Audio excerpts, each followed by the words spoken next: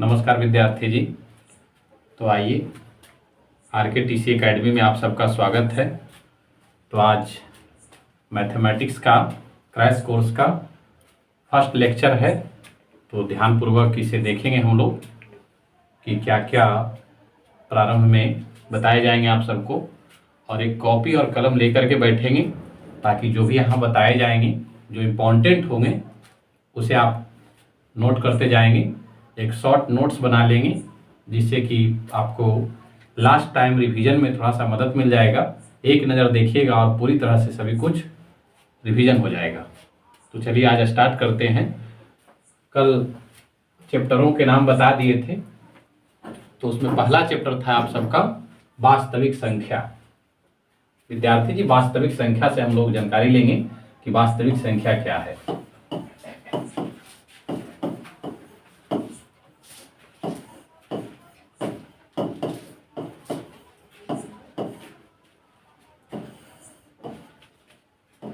विद्यार्थी जी, नाम में ही लिखा हुआ है वास्तविक, यानी वह संख्या जो वास्तव में प्रयोग करते हैं, रियल नंबर।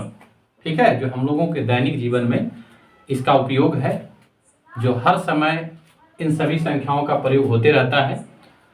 और एक होता है काल्पनिक संख्या। तो एक है वास्तविक संख्या और एक है काल्पनिक संख्या। अगर देखा जाए तो संख्या को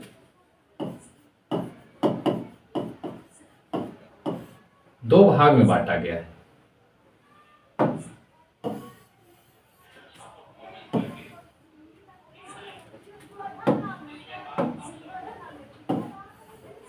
वास्तविक संख्या और काल्पनिक संख्या।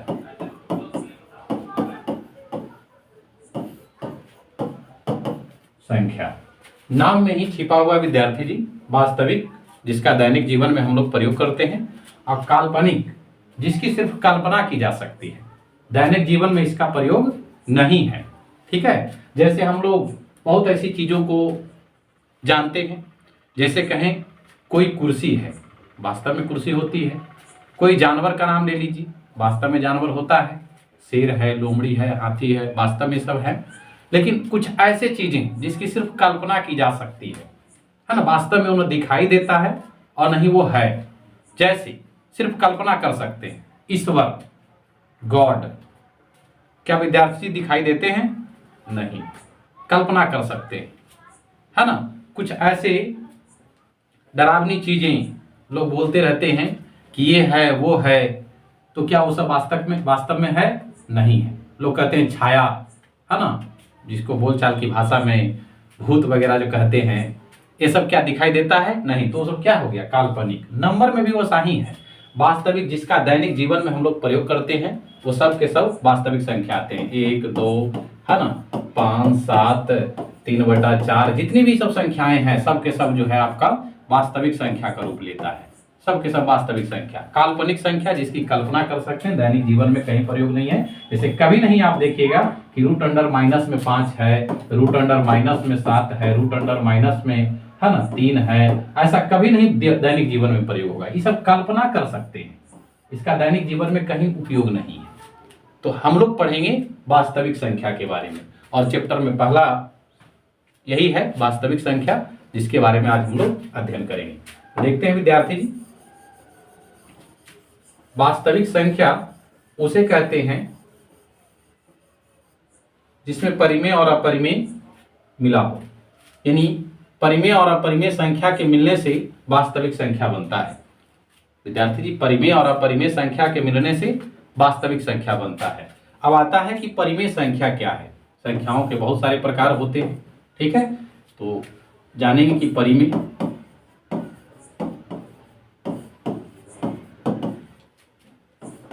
और अपरिमेय।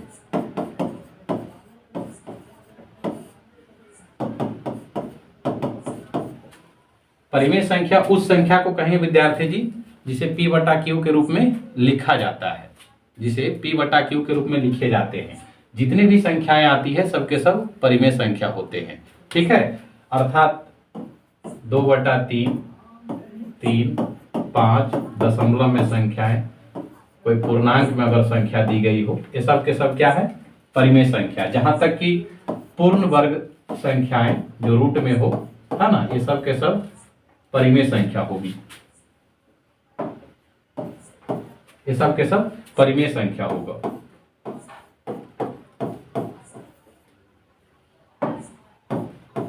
पूर्ण वर्ग संख्या होना चाहिए, तो ये सब के सब परिमेय संख्या होगा। अपरिमेय संख्या वैसी संख्या जिसे p बटा क्यू के रूप में नहीं लिखा जा सकता है ना, ये p बटा क्यू के रूप में नहीं लिखा जा सकता है, तो इसे कहेंगे हम लोग अपरिमेय संख्या। जैसे आप कुछ संख्याओं को ले सकते हैं विद्यार्थी जी, जो रूट में संख्या हो और वह रूट से बाहर ना आए, पूर्ण वर्ग संख्या ना हो, जैसे रूट 39 हो गया, रूट 40 हो गया, है ना, रूट 21 हो गया, रूट 15 हो गया, ये सब कैसी संख्या विद्यार्थी जी? अपरिमेय संख्या। तो यही सब जितनी भी संख्याएं हैं, इन दोनों के मिलने से जो बनती है वही कहलाती है वास्तविक संख्या। तो हम परिभाषा में लिख सकते हैं कि परिमेय और अपरिमेय के मिलने से बनी संख्या को वास्तविक संख्या कहते हैं। अब आइए विद्यार्थी जी, हम लोग बारी बारी से सभी संख्याओं के प्रकार को जानेंगे। पहला है आपका प्राकृतिक संख्या।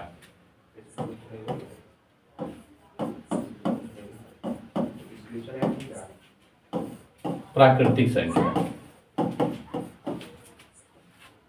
प्राकृतिक संख्या विद्यार्थी नाम में ही छिपा हुआ है, वैसी संख्या जो हमें प्राकृतिक द्वारा मिला है, प्राकृतिक से मिला है, उसे हम सब प्राकृतिक संख्या कहेंगे।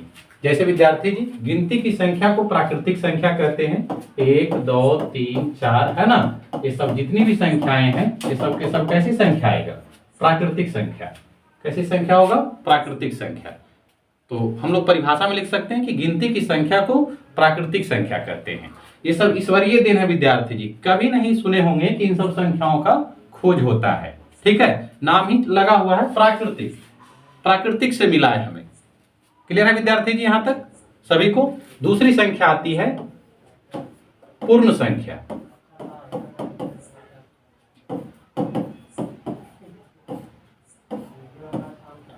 पूर्ण संख्या, अब जानेंगे विद्यार्थी जी पूर्ण संख्या क्या है।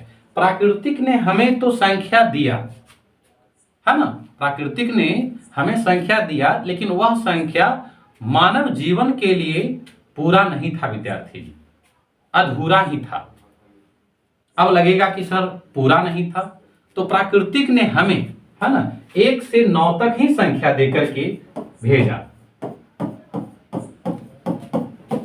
ये संख्या देखिएगा 1 से 9 तक, 1 से 9 तक ही संख्या, ये सभी लोग को जानकारी रहता है, शिक्षित हों अशिक्षित हों, है ना, उन सब लोग जानते होंगे कि 1 से 9 तक संख्या क्या होती है।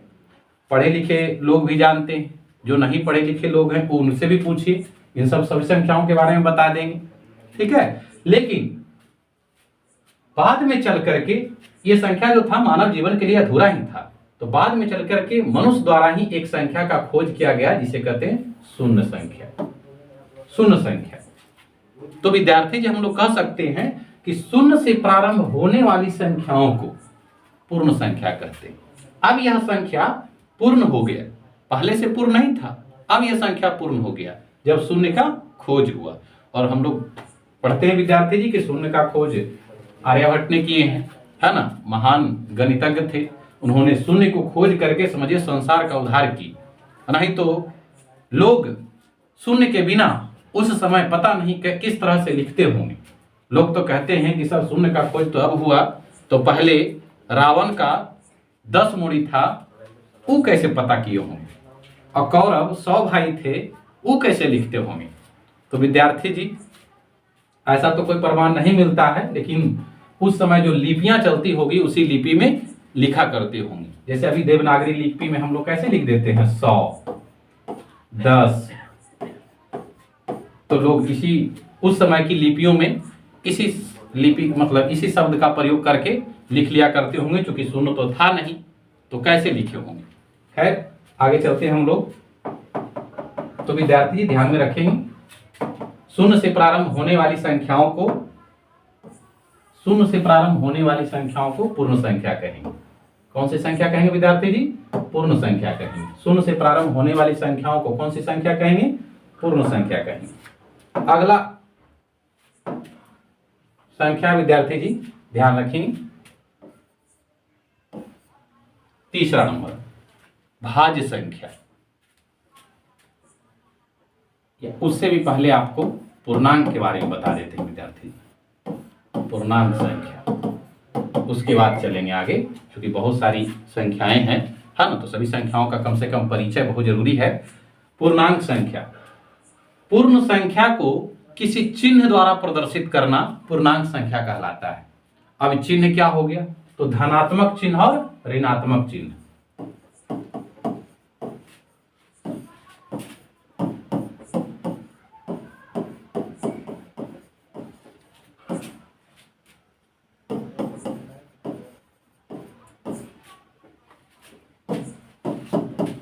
धनात्मक चिन्ह, धनात्मक या ऋणात्मक चिन्ह द्वारा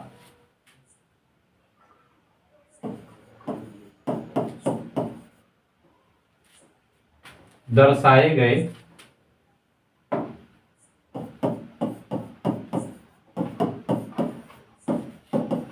संख्या को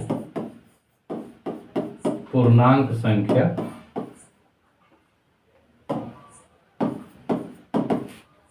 कहते हैं। पूर्ण संख्या जितने भी हैं, है ना, उन सबको यदि किसी चिन्ह के द्वारा यदि आप दर्शा रहे हैं, जैसे भी +2 लिख रहे हैं या सिर्फ 2 लिख रहे हैं, +5 लिख रहे हैं, सिर्फ 5 लिख रहे हैं, सब धनात्मक पूर्णांक कहलाएगा विद्यार्थी जी, सब धनात्मक पूर्णांक है। लेकिन इसी को यदि आप -2 लिख रहे हैं, है ना, -3 लिख रहे हैं, -5 लिख रहे हैं, -7 लिख रहे हैं, -9 लिख रहे हैं, इस सब का सब क्या है, ऋणात्मक पूर्णांक है। तो कह सकते हैं विद्यार्थी जी कि धनात्मक या ऋणात्मक चिन्ह द्वारा दर्शाए गए संख्याओं को पूर्णांक संख्या कहेंगे। कौन सी संख्या, पूर्णांक संख्या। इसीलिए लोग इस तरह से भी कह सकते हैं कि पूर्णांक संख्या को 2 भागों में बांटा गया है, धनात्मक पूर्णांक और ऋणात्मक पूर्णांक। धनात्मक पूर्णांक और ऋणात्मक पूर्णांक। ठीक है विद्यार्थी जी, अगले आते हैं हम लोग अगली संख्याओं में। अगला संख्या विद्यार्थी जी भाज्य संख्या। भाज्य संख्या, और आप लोग के एग्जाम के दृष्टिकोण से यहीं से क्वेश्चन आता है, भाज्य संख्या से, अभाज्य संख्या से, परिमेय संख्या से, अपरिमेय संख्या से। तो इन सब पर मेन फोकस करना है विद्यार्थी जी। भाज्य संख्या को यौगिक संख्या भी कहते हैं विद्यार्थी।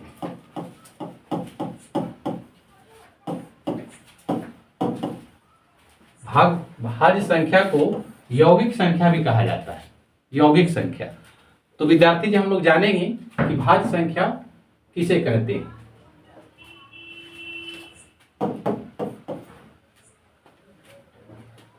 वैसी संख्या जिसका गुणनखंड 2 से अधिक हो, ध्यान से सुनेंगे विद्यार्थी जी, वैसी संख्या जिसका गुणनखंड 2 से अधिक हो, उस संख्या को भाज्य संख्या कहा जाता है। उस संख्या को भाज्य संख्या कहा जाता है। जैसे विद्यार्थी जी भाज्य संख्या, प्रथम भाज्य संख्या 4 होती है, उसके बाद 6 होती है, उसके बाद 8 होती है, 9 होती है, 10 होती है।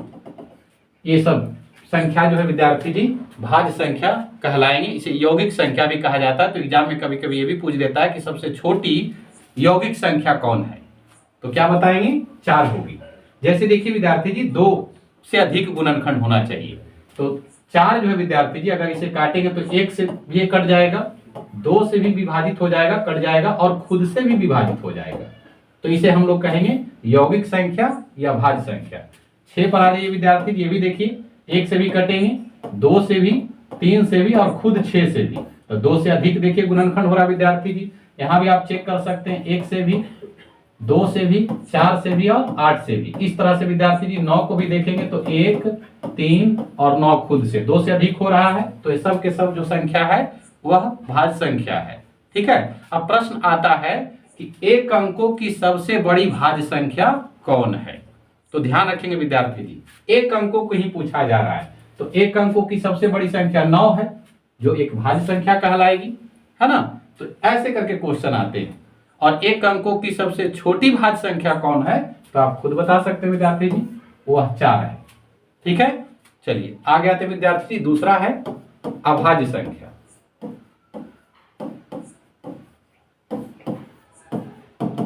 अभाज्य संख्या, अभाज्य संख्या को ऋण संख्या भी कहा जाता है। ठीक है विद्यार्थी जी, अभाज्य संख्या को ऋण संख्या कहते हैं।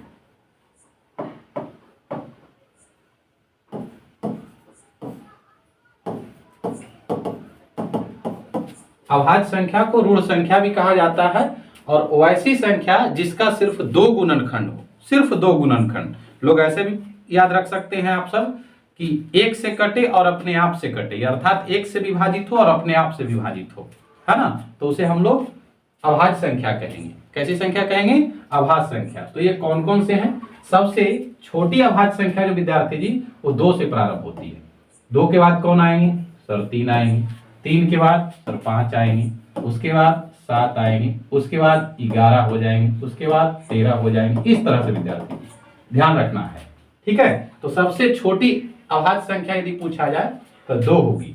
इसमें भी प्रश्न आता है विद्यार्थी जी, क्वेश्चन बना देगा कि सबसे छोटी अभाज्य संख्या कौन है, तो 2 लगाएंगे। 1 अंकों की सबसे बड़ी अभाज्य संख्या पूछा जाता है विद्यार्थी जी, 1 अंकों की सबसे बड़ी अभाज्य संख्या। तो आप देख सकते हैं विद्यार्थी जी, इसमें 1 अंकों की सबसे बड़ी कौन है? 7 है।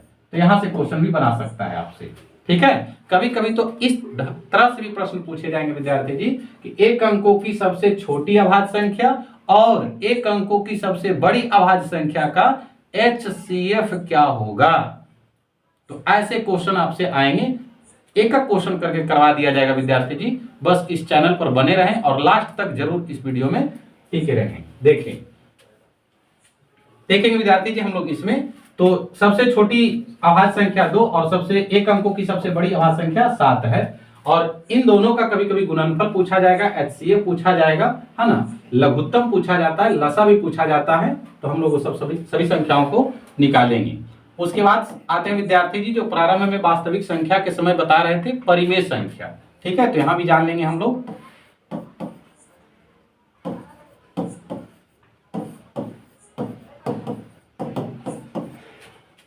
परिमेय संख्या विद्यार्थी जी वैसी संख्या जिसे P/Q के रूप में लिखा जाता हो, P/Q के रूप में लिखा जाता हो, उसे हम सब परिमेय संख्या कहते हैं। कौन सी संख्या कहते हैं विद्यार्थी जी? परिमेय संख्या, जिसे P/Q के रूप में लिखा जाता है। जैसे उदाहरण में सर कोई भी जितनी भी प्राकृतिक संख्याएं आ गई सबके सब क्या है? परिमेय संख्या है। पूर्णांक संख्या आ गया सबके सब क्या है? परिमेय संख्या है ना। तो जितना भी ले लेंगे 2, 3, 4 ये सब सबके सब परिमेय आ जाएगा, है ना। भिन्न में ले सकते हैं आप, ये सब भी परिमेय संख्या आ जाएगा। दशमलव में ले सकते हैं आप, ये सब भी परिमेय संख्या आ जाएगा, ठीक है। इसे भी P/Q के रूप में लिख सकते हैं। कुछ बच्चे कहेंगे कि सर ये तो है, ये कैसे है? तो विद्यार्थी जी आपको पता है हर में कुछ नहीं तो एक छिपा रहता है। तो देखिए ये हो गया P और ये हो गया Q, तो क्या P/Q के रूप में लिखा गया? बिल्कुल लिखा गया। तो ये भी कैसी संख्या कहलाएगी? परिमेय संख्या। दशमलव वाली संख्याओं को देखिए, दशमलव हटा देंगे, है ना। 1 अंक के बाद दशमलव था तो 1 0 बैठेगा, यानी 10 होगा। अब यहाँ आप काट छाट करके भी पता कर सकते हैं। 5 3 15, 5 2 10। देखिए ये भी P/Q के रूप में लिखा गया, अर्थात ये भी कैसी संख्या है? परिमेय संख्या है, ठीक है विद्यार्थी जी। रूट की संख्या पूर्ण वर्ग होना चाहिए विद्यार्थी जी। 25 हो गया, 100 हो गया, 144 हो गया, है ना। ये सब के सब कैसी संख्या है? परिमेय संख्या, पूर्ण वर्ग संख्या। बाहर आ सकते हैं। 25 कितना का वर्ग है? 5 का। 100 कितना का है? 10 का। 144 कितना का है? 12 का, है ना। तो ये देखिए बाहर आ गया। कुछ मतलब बटा में एक छिपा रहता विद्यार्थी जी, तो कह सकते हैं कि ये सब संख्या भी कैसी है? परिमेय संख्या है, ठीक है विद्यार्थी जी। आइए अब हम लोग अपरिमेय संख्याओं के बारे में जानते हैं।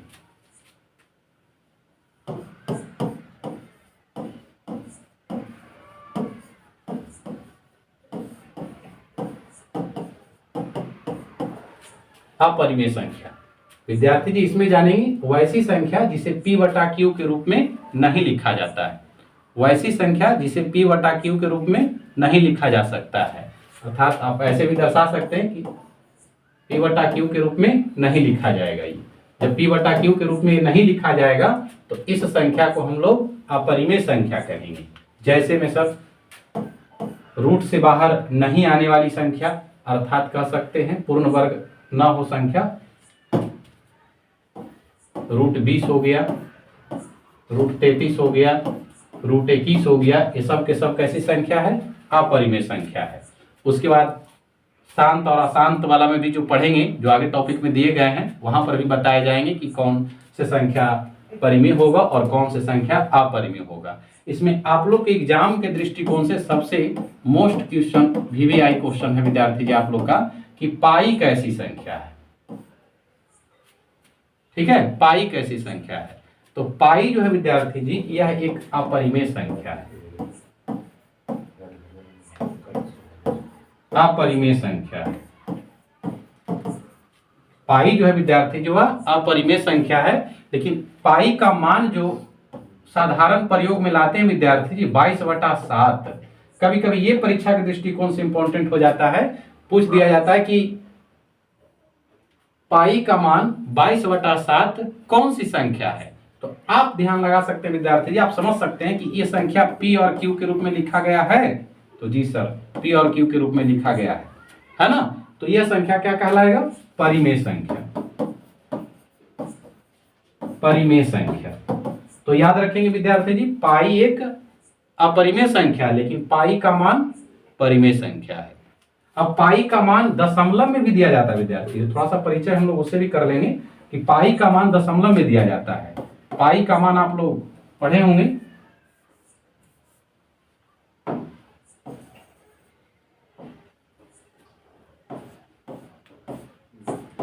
दशमलव में मान होता 3.14, 3.14 है ना। अब यहां पर पूछे जाते हैं कि बताइए कि ये भी संख्या हो सकते हैं। तो नहीं विद्यार्थी जी, ये लगभग में मान दिए गए हैं। इसके बाद अभी बहुत ऐसी संख्याएं हैं जो आते हैं। गणितज्ञों ने ऐसे बहुत सारे मान निकाले हैं, हजारों हजार की संख्या में निकाले, रजिस्टर के रजिस्टर भर गया, लेकिन कटा नहीं विद्यार्थी। इसीलिए इस मान को अपरिमेय संख्या कहेंगे। कौन सी संख्या कहेंगे? अपरिमेय संख्या,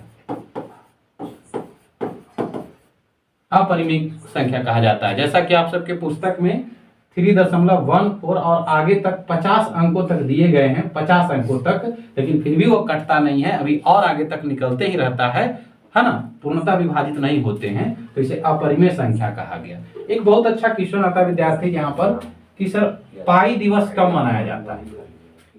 पाई दिवस कब मनाया जाता है? बहुत अच्छा क्वेश्चन है। तो आप सब बता सकते हैं, इसका मान में ही इसका दिवस छिपा हुआ है, इसके मान में ही इसके दिवस छिपे हुए हैं।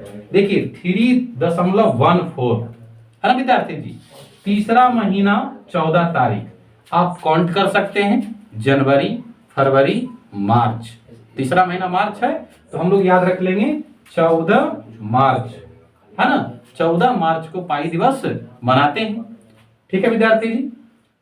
अब शेष जो होंगे विद्यार्थी जी, इसके बाद आगे की संख्याओं में आप सबको क्वेश्चन लेकर के आएंगे। आज का थ्योरी था, अब इसी पर आधारित जो है क्वेश्चन करवाएंगे। विद्यार्थी जी, आप सबको जितने भी संख्याओं के बारे में परिचय करवाए उससे संबंधित कुछ क्वेश्चन हैं।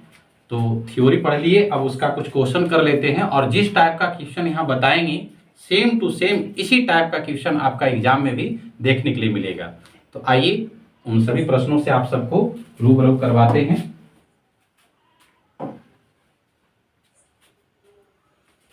चलिए विद्यार्थी जी, देखिए जो आप सबको बताए गए हैं उसी से संबंधित क्वेश्चन आ रहे हैं विद्यार्थी जी। पहला संख्या आप देख सकते हैं कि सबसे छोटी पूर्ण संख्या कौन सी है? बताइए विद्यार्थी जी, सबसे छोटी पूर्ण संख्या कौन सी है? सभी विद्यार्थियों को पता होगा कि ये कौन सी होगी सर। पूर्ण संख्या जो शून्य से प्रारंभ होती है, तो शून्य से प्रारंभ हो रहा है तो सबसे पहले तो शून्य आएगा। तो इसका सही आंसर क्या हो जाएगा विद्यार्थी जी? बी ऑप्शन करेक्ट होगा इसका। ठीक है विद्यार्थी जी, आगे का क्वेश्चन देखेंगे। इस प्रकार से बहुत सारे क्वेश्चन है विद्यार्थी जी, देखिए सभी क्वेश्चन को करवाएंगे, बस ध्यान पूर्वक लास्ट तक बने रहें, है ना। सभी क्वेश्चन को लगाना है और देखना विद्यार्थी जी, इसका सही ऑप्शन बी हो जाएगा। ठीक है विद्यार्थी जी, जैसा कि आप देख सकते हैं शून्य होगा। अगला दूसरा क्वेश्चन विद्यार्थी जी देख सकते हैं, निम्नलिखित में से कौन एक परिमेय संख्या नहीं है? अब विद्यार्थी जी इसमें आया परिमेय संख्या नहीं है। परिमेय संख्या है नहीं, नहीं पूछ रहा है। सब प्रश्नों को ध्यान से पढ़ेंगे, कौन सी परिमेय संख्या नहीं है। तो विद्यार्थी जिसे P/Q के रूप में लिखा जाता है परिमेय संख्या है, लेकिन जिसे P/Q के रूप में नहीं लिखा जा सकता है वो अपरिमेय संख्या है ना। तो देखिए 3/4 परिमेय संख्या है हमें नहीं कहा है, ठीक है, तो ये नहीं होगा। अच्छा, आगे देख लेंगे विद्यार्थी जी, दशमलव की संख्या, ये भी परिमेय संख्या होगा, है ना। माइनस में 7 है विद्यार्थी जी, ये भी परिमेय संख्या होगा। √2 पूर्ण वर्ग संख्या नहीं है विद्यार्थी जी, याद कीजिए, बताए हैं कि रूट में वैसी संख्या जो पूर्ण वर्ग संख्या होती है उसी को परिमेय कहेंगे, जो पूर्ण वर्ग संख्या नहीं होगा उसे परिमेय संख्या नहीं कहेंगे। तो √2 पूर्ण वर्ग संख्या नहीं है, अर्थात यह परिमेय संख्या नहीं होगा। ठीक है विद्यार्थी जी, तो इसका आंसर सी हो जाएंगे, करेक्ट। आगे आ जाइए, दो सम संख्या का गुणनफल हमेशा होता है। विद्यार्थी जी बहुत अच्छा क्वेश्चन है। दो सम संख्या और विषम संख्या के बारे में तो आप लोग जानते होंगे विद्यार्थी जी, क्योंकि बोर्ड एग्जाम की परीक्षा दे रहे हैं, तो सम संख्या और विषम संख्या के बारे में तो आप सबको पता होना चाहिए। और ऐसे नहीं पता है तो हम बता देते हैं, सम संख्या, दो से विभाज्य संख्या को सम संख्या कहते हैं, और दो से विभाज्य जो संख्या नहीं होती है उसे विषम संख्या कहते हैं। यानी दो से पूर्णता विभाज्य हो जाए उसे सम संख्या, और दो से पूर्णता विभाज्य ना हो उसे विषम संख्या कहते हैं, है ना विद्यार्थी जी। तो देखिए, दो सम संख्याओं का गुणनफल कहा गया, ठीक है, दो सम संख्याओं का गुणनफल। तो यहां देखेंगे विद्यार्थी जी, दो सम संख्या आप कौन सा उठा लीजिए, जैसे सर 2 और 4 ले लिए, है ना, 2 और 4 ले लीजिए, इसका गुणनफल किए तो आपको प्राप्त आया 8। गुणनफल कितना आया? 8। तो अब देखिए कि 8 एक कैसी संख्या है, क्या ये विषम संख्या है? नहीं। क्या ये सम संख्या है? तो जी सर। अभाज्य संख्या है? नहीं। कोई नहीं, ऐसा तो होगा ना, है ना। तो कोई भी उठा सकते हैं विद्यार्थी जी, आगे भी ले सकते हैं। 4 ले लेंगे और 6 ले लेंगे, ये दोनों देखिए सम संख्या, दोनों को गुना करेंगे विद्यार्थी जी, तो आपको हमेशा सम संख्या ही प्राप्त होगा। कैसी संख्या प्राप्त होगा? सम संख्या। तो हम लोग इसको ऐसे भी नोट में याद रख सकते हैं विद्यार्थी जी कि सम संख्या अगुणे सम संख्या, दो सम संख्या का गुणनफल हमेशा, है ना, सम संख्या ही प्राप्त होता है। दो संख्याओं का गुणनफल हमेशा सम संख्या प्राप्त होता है। तो विद्यार्थी जी इसका सही आंसर बी जाएगा, ठीक है, आप लोग लगाए ही होंगे, बहुत बढ़िया। आगे, निम्नलिखित में से कौन सा अभाज्य संख्या है? अभी अभी हम लोग पढ़े विद्यार्थी जी अभाज्य संख्या के बारे में। तो अभाज्य संख्या जिसका गुणनखंड सिर्फ 2 हो, यानी 1 से विभाजित हो और अपने आप से विभाजित हो। पता करिए विद्यार्थी जी, 9 भाज्य संख्या है, क्योंकि 1 से भी विभाजित है, 3 से भी है और 9 से भी है। 15 1 से भी है, 3 से भी है, 5 से भी है, 15 से खुद से भी है। 21 ये भी विद्यार्थी जी विभाजित है ना, तो कौन सा नहीं होगा? डी, है ना। और हमें यही पूछा जा रहा था अभाज्य संख्या जिसका सिर्फ 2 गुणनखंड होता, 7 1 से विभाजित होगा और अपने आप से होगा और किसी से नहीं होगा, तो यही संख्या होगा। ऑप्शन डी इसका करेक्ट आंसर जाएगा विद्यार्थी जी, ठीक है, ऑप्शन डी जो है इसका करेक्ट आंसर जाएगा 7। देखिए विद्यार्थी जी आप लोग भी लगाए होंगे, बहुत बढ़िया। चलिए इसका बता दीजिए विद्यार्थी जी, अभी अभी सब पढ़े हैं, सबसे छोटी भाज्य संख्या कौन सी है? बता सकते हैं? बिल्कुल बता दीजिए, सबसे छोटी भाज्य संख्या कौन सी है? वाह, बहुत बढ़िया, बहुत बढ़िया। कौन सा होगा विद्यार्थी जी सबसे छोटी भाज्य संख्या? याद कीजिए, बताए हैं भाज्य संख्या जिसका गुणनखंड 2 से अधिक हो, 2 से अधिक हो, 1 से कटे, अपने आप से कटे, किसी और से कटे, यानी 1 से विभाजित हो, अपने आप से भी विभाजित हो और किसी और से भी विभाजित हो, उसे भाज्य संख्या कहते हैं। तो बताइए विद्यार्थी जी, क्या 1 होगा, क्या 2 होगा, क्या 3 होगा, क्या 4 होगा? तो विद्यार्थी जी आप सबको पता है 4 होगा। सबसे छोटी भाज्य संख्या कौन सी विद्यार्थी जी? 4 है, इसलिए ऑप्शन इसका डी करेक्ट आंसर। क्लियर? आगे आ जाइए विद्यार्थी, दो परिमेय संख्या का योगफल हमेशा क्या होता है? बहुत बढ़िया क्वेश्चन आ गया विद्यार्थी जी। दो परिमेय संख्याओं का योगफल, कोई भी दो परिमेय संख्या आप उठा लीजिए, है ना सर, 3 और 4 भी होगा, ऐड करेंगे 7, ठीक है। आप 2/3 और 3/3 भी ले सकते हैं विद्यार्थी जी, तो 5/3 आएगा, है ना। तो वही पूछा जा रहा है कि दो परिमेय संख्याओं का योगफल हमेशा क्या होगा? क्या अपरिमेय संख्या होगा? क्या विद्यार्थी जी अपरिमेय संख्या दिख रहा है? नहीं सर, है ना। पूर्णांक संख्या, बिल्कुल पूर्णांक संख्या में तो है, लेकिन पूर्णांक संख्या ये भिन्न वाला संख्या आ गया विद्यार्थी, तो ये तो नहीं होगा, तो ये भी नहीं होगा। परिमेय संख्या होगा, करेक्ट, परिमेय संख्या होगा विद्यार्थी जी। दो परिमेय संख्या का योगफल हमेशा परिमेय संख्या होता है। इसके नीचे कुछ मतलब एक के रूप में छिपा हुआ है, p/q के रूप में भी हो गया, p/q के रूप में भी हो गया। इसलिए कह सकते हैं, है ना, कि दो परिमेय संख्याओं का, है ना, योगफल हमेशा एक परिमेय संख्या होता है। बहुत अच्छा क्वेश्चन है, एग्जाम के पॉइंट ऑफ व्यू से ये सब क्वेश्चन मोस्ट इंपॉर्टेंट है ना। एक बार पढ़ के चले जाइए, एग्जाम में देखने के लिए मिलेगा ही मिलेगा। तो देखिए इसका आंसर जो होगा सी होगा। ठीक है, आप लोग भी लगाए होंगे, करेक्ट, बहुत बढ़िया। आगे आइए विद्यार्थी, निम्नलिखित में से कौन सा एक अपरिमेय संख्या है? अभी थ्योरी सब पढ़े हैं विद्यार्थी जी आप लोग, जो शुरू से देख रहे होंगे, और निश्चित ही सब आंसरों का जवाब, सब क्वेश्चनों का जवाब जो है बहुत तेजी से दे देंगे, है ना। तो कौन सा होगा विद्यार्थी जी? सभी को पता है कि सर अपरिमेय संख्या उस संख्या को कहते हैं जो रूट के अंदर पूर्ण वर्ग संख्या ना हो। तो 9 पूर्ण वर्ग संख्या है, 16 पूर्ण वर्ग संख्या है, 25 पूर्ण वर्ग संख्या है, तो कौन नहीं है? 10। तो आंसर इसका सी होगा। सी इज द करेक्ट आंसर। अगला विद्यार्थी जी, सभी प्राकृतिक संख्याएं, रिक्त स्थान है, सभी प्राकृतिक संख्याएं भी है, कौन सी संख्या है विद्यार्थी जी? क्या पूर्णांक भी है, पूर्ण संख्याएं हैं, परिमेय संख्याएं, ये सभी।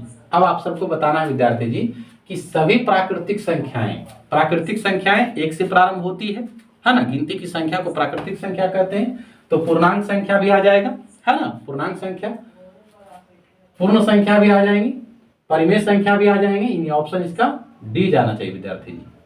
देखिए ऑप्शन इसका डी करेक्ट होगा, है ना विद्यार्थी जी। ध्यान में रखिएगा, ये सब क्वेश्चन एग्जाम के पॉइंट ऑफ व्यू से बहुत इंपॉर्टेंट है। ये देखिए जो अंत में आप सबसे चर्चा कर रहे थे वो प्रश्न आ गया, पाई किस प्रकार की संख्या है ना, पाई किस प्रकार की संख्या है।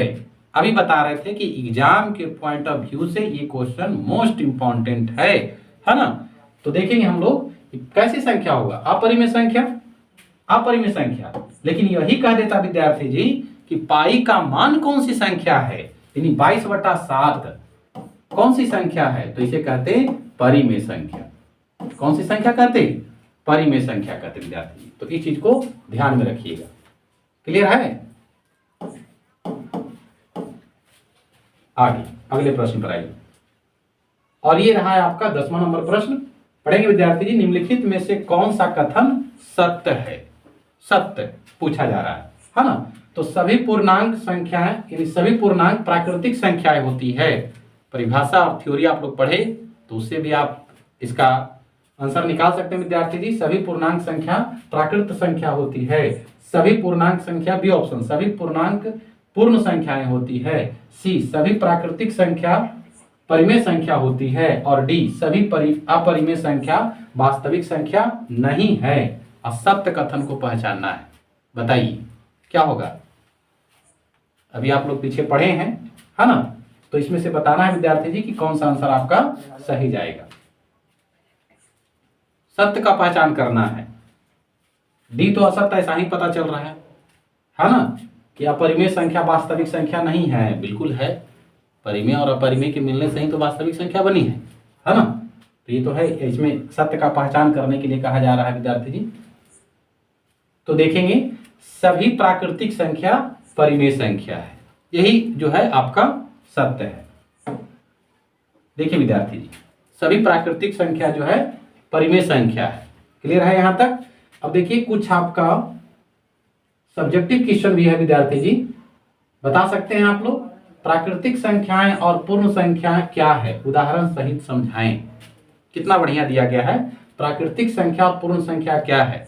गिनती की संख्या को प्राकृतिक संख्या कहते हैं, यानी 1 से प्रारंभ होने वाली संख्या को प्राकृतिक संख्या कहते हैं, और 0 से प्रारंभ होने वाली संख्याओं को पूर्ण संख्या कहते हैं। यही अंतर है विद्यार्थी जी। उदाहरण देकर के समझा दीजिएगा। 1 2 3 4 कर देंगे तो प्राकृतिक संख्या हो गया, 0 1 2 3 4 कर देंगे तो वह पूर्ण संख्या हो जाएगा। अगला प्रश्न, परिमेय संख्या और अपरिमेय संख्या के बीच मुख्य अंतर बड़ा आसान है। जिसे p/q के रूप में लिखा जाएगा परिमेय संख्या, और जिसे p/q के रूप में नहीं लिखा जाएगा अपरिमेय संख्या। ठीक है विद्यार्थी जी, मुख्य अंतर इसका वही है। सम और विषम संख्या क्या है? प्रत्येक के 2 उदाहरण, ये तो है ना, आप लोग जानते ही होंगे। सम संख्या 2 से पूर्णतः विभाजित होने वाली संख्या को सम संख्या कहेंगे, और 2 से पूर्णतः विभाजित नहीं होने वाली संख्या को विषम संख्या कहेंगे। दो दो उदाहरण दे दीजिएगा। सम संख्या का उदाहरण 2, 4, 6, 8, 10 है ना। विषम संख्या का उदाहरण 1, 3, 5, 7 है ना। आगे अभाज्य संख्या और भाज्य संख्या में क्या अंतर है? 10 से कम वाली सभी अभाज्य और भाज्य संख्या लिखना है विद्यार्थी जी। बहुत बढ़िया क्वेश्चन है ये, जानेंगे हम लोग। अभाज्य संख्या और भाज्य संख्या में अंतर।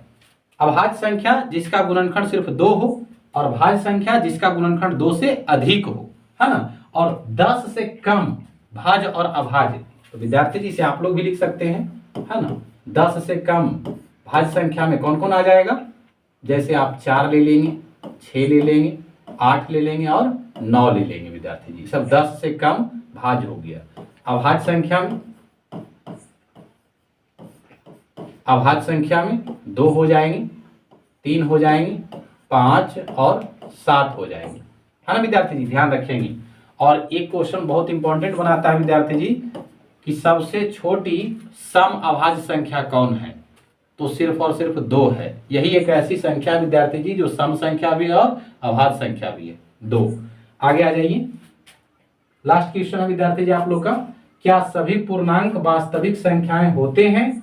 अपने उत्तर का समर्थन दीजिए। तो क्या कहेंगे विद्यार्थी जी पूर्णांक संख्या के बारे में? आप लोग जानते ही होंगे, है ना। सभी पूर्णांक वास्तविक संख्या होते हैं, तो बिल्कुल, है ना, सभी पूर्णांक वास्तविक संख्या होते हैं। पूर्णांक संख्या जिसे किसी चिन्ह के द्वारा, धन चिन्ह या ऋण चिन्ह द्वारा प्रदर्शित किया जाता है ना, यह दर्शाया जाता है। तो सभी वास्तविक पूर्णांक, है ना, सभी पूर्णांक संख्या वास्तविक संख्या होते हैं। तो ये आज का रहा विद्यार्थी जी।